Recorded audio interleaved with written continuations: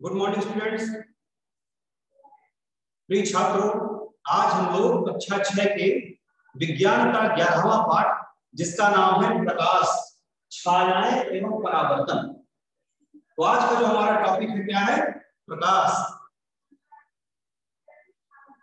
बच्चों, हम लोग अपने चारों तरफ बहुत सारी वस्तुओं को देखते हैं, इस रंग बिरंगी दुनिया को देखते हैं। जब भी आप घर से बाहर निकलते हैं, तरह तरह की वस्तुएं आपको, तरह तरह के परिवहन के साधन, बाजार गए तो तरह तरह के परिधान, तरह तरह की दुकानें, है ना, मोटरसाइकिल, कारें, बसें, बहुत सारी चीजें दिखाई देती हैं। और रात्रि के समय सूर्यास्त के पश्चात क्या आप इन चीजों को देख पाते हैं? यदि लाइट है तो ठीक है, अचानक से लाइट चली जाए कोई चीजें दिखाई हमको नहीं देती।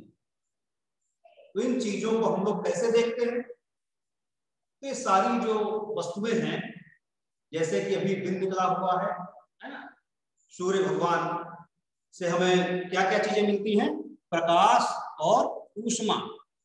तो प्रकाश, सूर्य के प्रकाश में हमें सारी चीजें दिखाई देती हैं, लेकिन यही काम रात के समय नहीं हो पाता।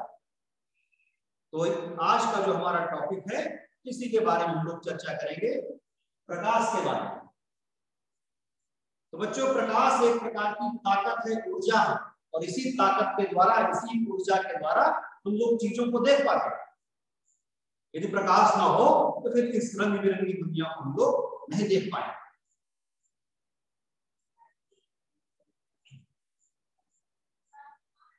बच्चों, बहुत सारी ऐसी वस्तुएं हैं, अलग अलग प्रकार की वस्तुएं हैं, जिन्हें हम प्रकाश की पारदर्शिता के आधार पर वर्गीकृत भी कर सकते हैं।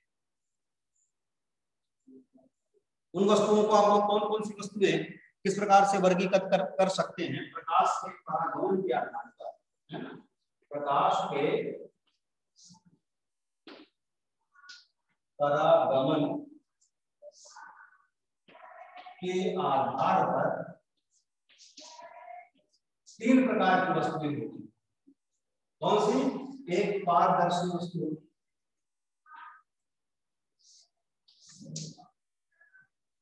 सब बच्चों ने लुका छुपी का खेल जरूर खेला होगा। तो बच्चों, क्या आप ऐसे स्थान पर छिपना पसंद करेंगे जहां पर जिसकी दीवार कांच की बनी हो, या फिर वहां पर मच्छर जाली लगी हो? ऐसी खिड़की के पीछे क्या आप छिपना पसंद करेंगे लुका छुपी के खेल में? तो आप कहेंगे बिल्कुल नहीं। तो हमारे आसपास ऐसी बहुत सारी वस्तुएं हैं जो इस प्रकार के पदार्थों से बनी है जिसके आर पार देखा जा सकता है। तो ऐसे वस्तुएं जिनके आर पार देखा जा सकता हो, उन्हें हम लोग पारदर्शी वस्तुएं बोलते हैं। किसी दुकान पे जाते हैं आप मम्मी पापा के साथ, तो दुकानदार टॉफी, चने, मूंगफली या जो भी पदार्थ रखता है, तो उनको कैसे पात्र पे रखता है, कैसे जार पे रखता है, जिससे आपको टॉफियां दिखाई दे बाहर से, है ना। टीन के डब्बे पे नहीं रखेगा, ये फिर आप देख कैसे पाएंगे? और मम्मी पापा से आप रिक्वेस्ट कैसे करेंगे, मुझे टॉफी चाहिए? तो कैसे पदार्थ पे रखेगा? या फिर प्लास्टिक का ऐसा डिब्बा रखेगा जो पारदर्शी हो, या फिर कांच के डिब्बे पे रखेगा। तो ऐसी बहुत सारी चीजें हैं जिनके आर पार हम देख सकते हैं। जैसे कमरे में भरी हुई है क्या? हवा, हवा के भी आर पार हम लोग देख पा रहे हैं। साफ पानी के आर पार भी लोग देख पाते हैं। जब कई बार आप लोग नदी तालाब में जाते हैं, तो यदि नदी तालाब का पानी बिल्कुल स्वच्छ है, तो जो भी उनकी सतह पर, नदी तालाब की सतह पे जो भी पत्थर पड़े हुए हैं या फिर कोई वस्तु पड़ी हुई है या मछलियां नीचे तैर रही हैं, वो आप ऊपर से ही देख लेते हैं। तो साफ पानी भी पारदर्शी। तो ऐसी चीजें जिनके आर पार हमें स्पष्ट दिखाई दे, उन्हें हम लोग पारदर्शी पदार्थ के उदाहरण की बात करें कि आपसे पूछा जाए तो क्या बताएंगे? कांच बता सकते हैं, स्वच्छ जल बता सकते हैं, वायु, ये पारदर्शी पदार्थ। इसी प्रकार से दूसरे पदार्थ कौन से हैं? अपारदर्शी।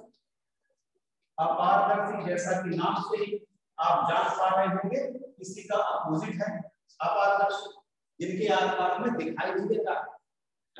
जैसे दीवार पत्थर ईंटों की बनी हुई दीवार, क्या उसके उस पार आप देख पाते हैं? आप कहेंगे नहीं देख पाते। इसी प्रकार लकड़ी का बोर्ड हो गया, धातु की चादर हो गई, टीन हो गई, या पत्थर हो गया, बहुत सारी ऐसी चीजें हैं जिनके आर पार हमें बिल्कुल दिखाई नहीं देती। तो ऐसी चीजों को हम लोग कैसे पदार्थ बोलेंगे? अपारदर्शी पदार्थ।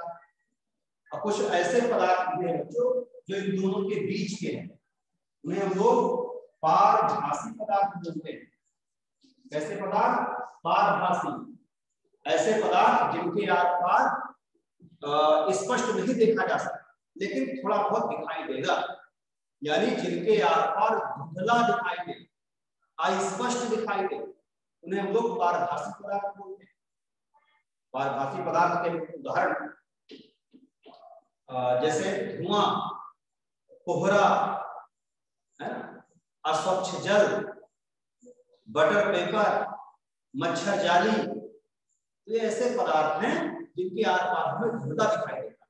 और आप लोगों ने भी कई बार अनुभव किया होगा गर्मी ठंडी के मौसम में, तो कई बार अचानक से कोहरा छा जाता है और सामने से आते हुए कोई भी चीजें है, कोई आदमी खड़ा है या फिर कोई साइकिल आ रही है या कोई वाहन आ रहा है, तो वो हमें स्पष्ट दिखाई नहीं देता। इसी प्रकार खूब कमरे में धुआं हो जाए तब भी चीजें हमें स्पष्ट दिखाई नहीं देती। और इसी प्रकार बच्चों, यदि आपकी विंडो पे, आपकी खिड़की पे मॉस्किटो नेट लगी हुई है, मच्छर जाली लगी हुई है, तब भी क्या होता है, आप अच्छे से उस पार की चीजें नहीं देख पाते। तो ऐसी बहुत सारी वस्तुएं हैं जिनके आर पार हमें धुंधला दिखाई देता है, अस्पष्ट दिखाई देता है। हाँ, एक काम और, एक चीज और है, बटर पेपर, जिसका उपयोग आप लोग भी कई बार करते हैं।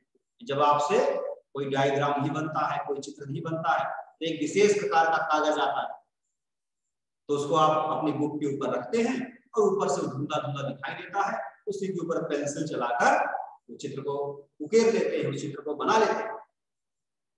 तो बटर पेपर भी पारभासी पदार्थ है बच्चों, पारभासी वस्तु है, और इसका उपयोग नक्शे इत्यादि बनाने में, है ना, पटवारी वगैरह इस कागज का उपयोग अक्सर करते रहते हैं। तो बड़े इस नक्शे के ऊपर इस पेपर को रखेंगे और पेंसिल से, पेन से किसी भी क्षेत्र का मैप उसके ऊपर बना देंगे, उसके ऊपर लाइनें खींच देंगे। इस तरह से ऐसे बहुत सारे पदार्थ हैं, ऐसी बहुत सारी वस्तुएं हैं जिनके आर पार अस्पष्ट दिखाई देता है, उसे हम लोग पारभासी वस्तुएं बोलते हैं। तो प्रकाश के परागमन के आधार पर वस्तुओं को 3 भागों में बांटा गया है।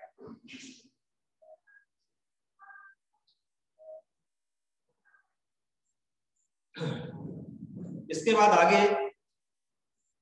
हम लोग जानेंगे कि छाया कैसे बनती है। तो छाया बच्चों, छाया एक प्रकाश विक्षेप है। छाया क्या है? आपसे पूछा जाए, छाया क्या है? छाया क्या है? यह एक प्रकाश विक्षेप है। जब भी किसी प्रकाश स्रोत से प्रकाश किरणें आती हैं और वह प्रकाश किरणें किसी अपारदर्शी ठोस वस्तु के द्वारा रोक दी जाती हैं, तो क्या बन जाती है? उस वस्तु की छाया प्रकाश स्रोत के विपरीत दिशा में हमें पर्दे पर प्राप्त होती है। तो छाया बनने के लिए क्या जरूरी है? एक तो वस्तु जो है पारदर्शी वस्तुओं की छाया बच्चों ही बनेगी, अपारदर्शी वस्तुओं की छाया बनेगी। आप भी कई बार अचानक से रात में कभी लाइट आपके घर में चली जाती है ना, पावर कट हो जाता है, तो हम लोग टॉर्च के द्वारा कई बार अपने भाई बहनों को डरवाने के लिए हाथों की कई प्रकार की आकृतियां भी दीवार पे बनाते हैं कई, और बहुत से बच्चे कर चुके हों। उसकी आकृतियां कैसे बनाते हैं? आपके घर में 2-3 भाई बहन आपके हैं, तो एक भाई टॉर्च जलाता है, तो दूसरा भाई सामने से हाथ लगा लिया, तो हाथ की जो परछाई है, हाथ की जो छाया है, तो दीवार पर प्राप्त हो जाती है। तो हाथ से आप कौवा बनाएंगे, सांप बनाएंगे, घोड़ा बनाएंगे, है ना, और अपने छोटे भाई बहनों का मनोरंजन करते हैं, उन्हें डरवाते हैं। तो छाया बच्चों कैसे बनती है?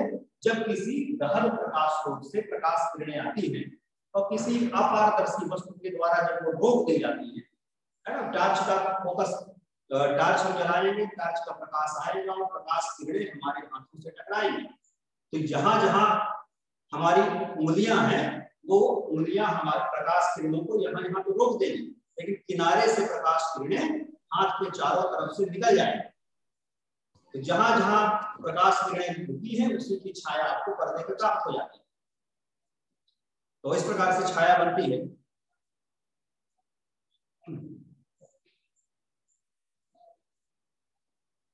तो छाया बच्चों क्या है? प्रकाशहीन एक क्षेत्र है और आप भी छाया बना सकते हैं अपने मित्रों के साथ। उसके लिए क्या करना पड़ेगा? एक आपको पर्दा चाहिए जिसपे छाया आपको प्राप्त करनी है, और एक टार्च और एक दोस्त। तो बीच में दोस्त को खड़ा कर दीजिए, एक तरफ टार्च लेके दूसरा दोस्त खड़ा होगा और तीसरा दोस्त एक पर्दा लिए रहेगा। सफेद चार्ट पेपर भी ले सकता है या कुछ अन्य वस्तुओं का भी उपयोग कर सकता है। तो जब इस तरफ से एक दोस्त टार्च जलाएगा तो दूसरे दोस्त की छाया तीसरे दोस्त के पर्दे पे प्राप्त होगी। इस तरह से हम लोग छाया भी प्राप्त कर सकते हैं, छाया बना सकते हैं।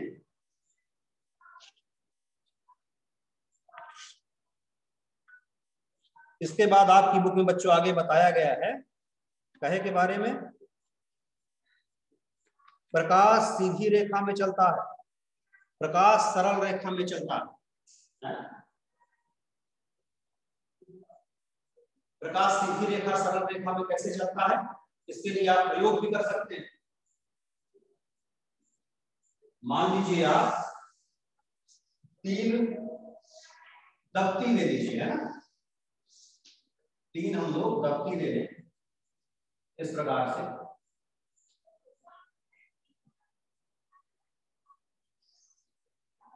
ये एक कार्डबोर्ड को काट कर स्टैंड पे इस प्रकार से हमने इन्हें सेट कर दिया, ये लीजिए। और इन दफ्ती के बीच में क्या करना है, आप छेद कर लेना। एक सीट पे छेद होनी चाहिए और एक तरफ हमारी आंख रहेगी जहां से आपको देखना है, और दूसरी तरफ रहेगी मोमबत्ती।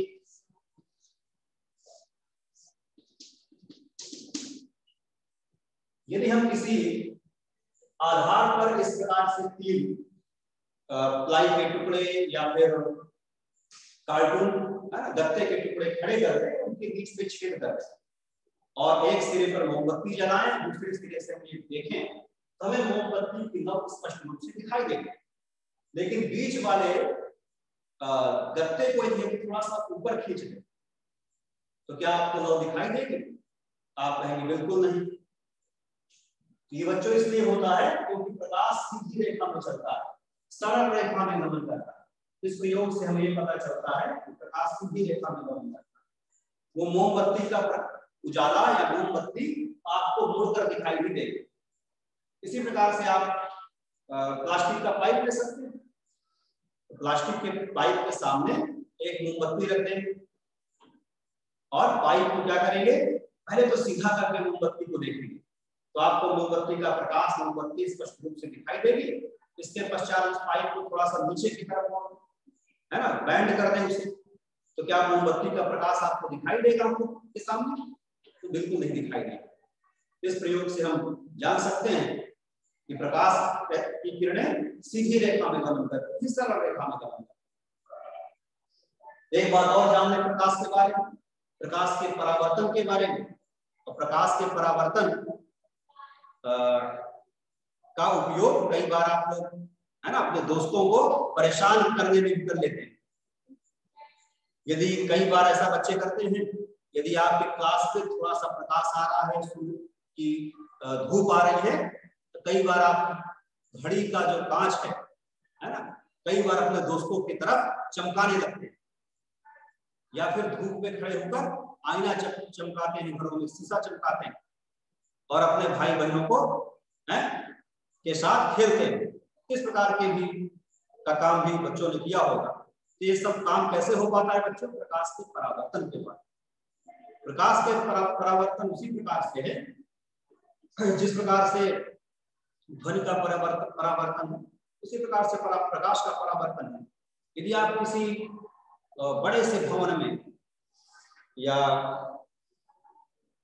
ऐसे ऐतिहासिक स्थलों का हम लोग कई बार भ्रमण करने के लिए जाते हैं, कई बार पुरानी इमारतों को देखने के लिए जाते हैं जो पूरी तरह से खाली है और ऊंची ऊंची बड़ी सी बनी हुई।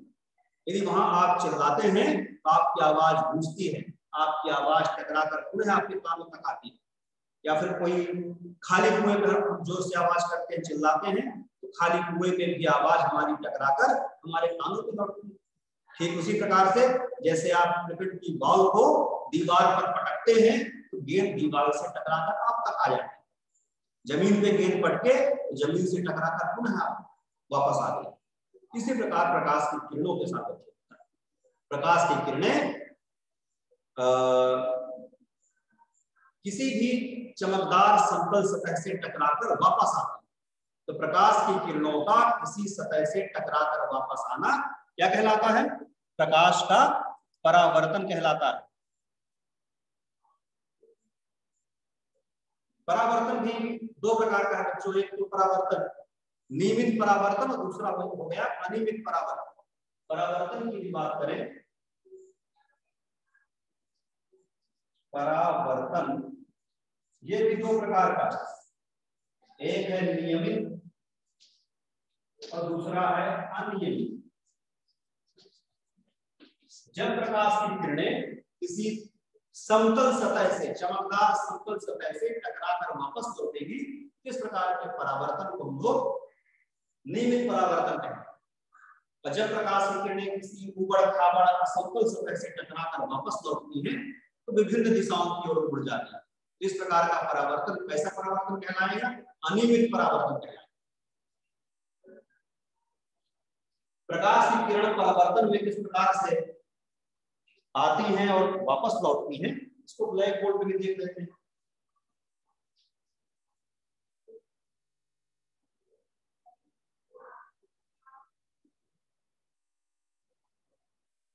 बच्चों ये दर्पण है, ठीक है, और दर्पण का ये पॉलिश वाला भाग यानी चमकदार भाग जिसमें आप मुंह देख सके वो भाग ऊपर और पॉलिश वाला भाग नीचे है। दर्पण हो गया। दर्पण पर जो भी प्रकाश की किरण आती है वो उसी एंगल से, उसी कोण से वापस लौट जाती है। ठीक है, कई बार आप जब कैरम खेलते हैं तो कई बार गोटियों में निशाना लगाने के लिए आप इसी ट्रिक का इस्तेमाल करते हैं कि किस कॉर्नर से मारूं, इस बोल्ड के सामने की जो बाउंड्री है तो स्ट्राइकर आपका टकरा कर उस बाउंड्री से उस गोटी पे लगे। इस प्रकार की ट्रिक की आप अपनाते हैं। तो ठीक वैसे यहाँ पर होता है कि प्रकाश की किरण जिस कोण से आ रही है उसी कोण से वापस लौट जाती है। आने वाली प्रकाश की किरण को आपतित और वापस लौटने वाली प्रकाश की किरण को क्या बोलेंगे? परावर्तित। परावर्तित किरण, आपतित किरण। मान लीजिए इसके बीच में अभिलंब डाला जाए तो यहाँ पर जो कोण बनता है ये 60 अंश का है, यानी आपतन कोण यदि 60 अंश का है तो परावर्तन कोण भी 60 अंश का होता है। ठीक है, इस प्रकार से प्रकाश की किरण किसी सतह से टकराकर वापस लौटती है।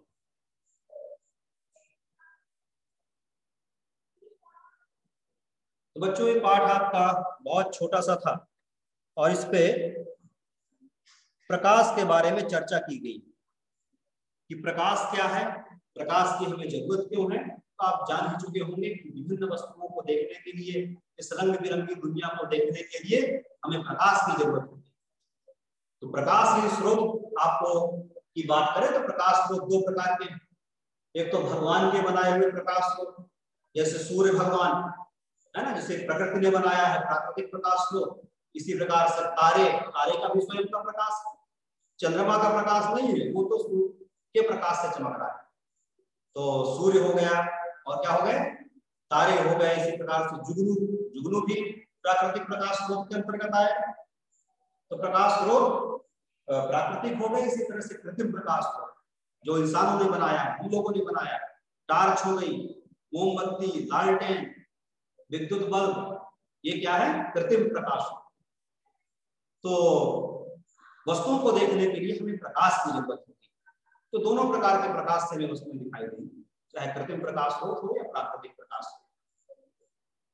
इसके बाद ये भी जाना कि प्रकाश बहुत सारे पदार्थों के आर पार हो जाता है। कुछ पदार्थ प्रकाश को रोक देते हैं, तो उसके आधार पर पदार्थ 3 प्रकार के होते हैं, पारदर्शी, अपारदर्शी और पारभासी। इसके बाद इस बात पे भी चर्चा हुई कि छाया कैसे बनती है। तो छाया बच्चों किसी प्रकाश स्रोत से जब प्रकाश किरणें आती हैं और मार्ग में अपारदर्शी वस्तु आ जाती है बीच में, तो उसके आर पार प्रकाश नहीं पहुंच पाता है, तो उसी की छाया हमें पर्दे पर प्राप्त होती है। तो यह प्रकाशहीन क्षेत्र है। प्रकाश का जो परावर्तन है तो क्या है? प्रकाश की किरणों का किसी सतह से टकराकर वापस लौटना, प्रकाश का परावर्तन। और परावर्तन भी 2 प्रकार का है, नियमित और अनियमित परावर्तन। साथ ही इस पाठ में हम लोगों ने जाना कि प्रकाश सीधी रेखा में चलता है, सरल रेखा में। इन बातों की चर्चा इस पाठ में की गई है। तो आप लोग भी अपने बुक में पढ़ेंगे इस पाठ को एक बार पुनः, और कोई भी परेशानी हो तो बताएंगे। अगले दिन बच्चों हम लोग इसी पाठ की एक्सरसाइज करेंगे। तो आज के लिए बच्चों इतना ही। Thank you.